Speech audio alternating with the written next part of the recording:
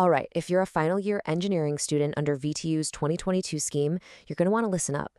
You're facing one of the biggest decisions of your entire degree, and today we're going to break down exactly what that means for you. So, here's the big question on the table. Are you going to stick with traditional classes, or are you going to dive headfirst into a full-year professional internship? For the first time, VTU is really giving you a choice, and what you pick is seriously going to shape how you launch your career. So, what is this choice, really? Well, VTU has basically created two completely different paths for your 7th and 8th semesters. You've got Scheme A, which is the classic route, and then Scheme B, which is this new intensive internship track. Figuring out which one is right for you starts right here. Let's start with Scheme A. You can think of this as the path you probably expected to take. It's all about classroom learning and project work. But, as you'll see, there are some modern twists that give you a bit of flexibility. The way Scheme A usually works is pretty simple. Your 7th semester is all about attending theory classes and really digging into your project work. Then, in the 8th semester, you switch gears and focus on finishing up a mandatory internship and any other online courses you need. Sounds straightforward, right? But this is where things get interesting. See, Scheme A isn't totally rigid. It's got some wiggle room. For instance, some colleges might let you and your classmates swap your semesters, doing the 8th semester stuff in the 7th and the other way around.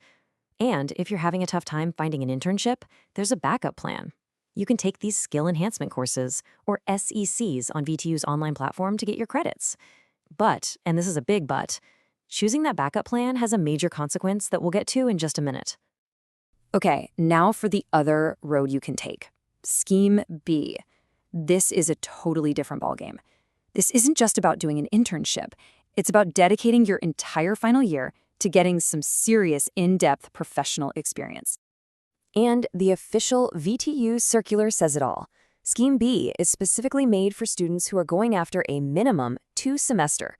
In other words, a full academic year industry internship. This is for all of you who are ready to swap the lecture hall for the office and get a huge head start on your career. So who is this really for? The university has laid out 3 main types of students. First is for those of you who want a year-long industry internship that flows right into your project work. Second, it's for future researchers who can use this time to do a research internship and actually get papers published. And last, it's for the high achievers, the ones who already landed a 1-year paid internship back in their 6th semester. Yeah, this is definitely the path for students who know exactly what they want. Now we get to the most important part. Can you actually take either path? Eligibility is everything. And let me tell you, the requirements for Scheme A and Scheme B are like night and day. Let's put them side by side. Okay, you really need to focus on this.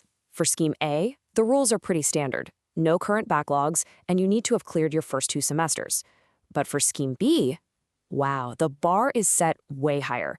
You need 0 backlogs from any previous semester, a minimum CGPA of 6.0 when you start your 5th semester, and you have to have passed every single subject from your first 4 semesters on your very first try. No second chances.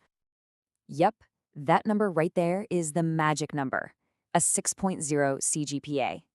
If you're even thinking about Scheme B, that's the absolute minimum you need at the start of your 5th semester. It's non-negotiable. Your academic record up to that point is the single thing that decides if you're even in the running. Hey, remember that backup plan we talked about for Scheme A, the online courses? Well, here's that critical trade-off. If you choose to take those skill enhancement courses instead of an internship, you are automatically out of the running for Scheme B. It's a one-way street. That choice closes the door to the full-year internship track for good. So, you know the options, you know the requirements. Now let's talk about timing. Because the deadlines for making these choices are tight, and you've got to be ready to act fast. First things first, when does all this start?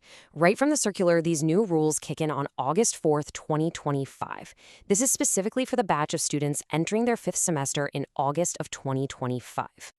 So here's your game plan. Once these guidelines go live in August 2025, the clock starts ticking. If you're aiming for the internship track, Scheme B, you have just 15 days from the day your 5th semester classes begin to get your application in. That is a really, really narrow window. And even if you get approved, it's not a done deal. There's one last eligibility check at the end of your 7th semester, just to make sure you've kept your grades up before you can start that internship. So there you have it. 2 very different paths, each with its own set of rules and its own rewards. Are you going to go with the flexible, more traditional academic route with Scheme A? Or do you have the grades and the drive to go for the intensive, career launching internship track of Scheme B? The choice is all yours.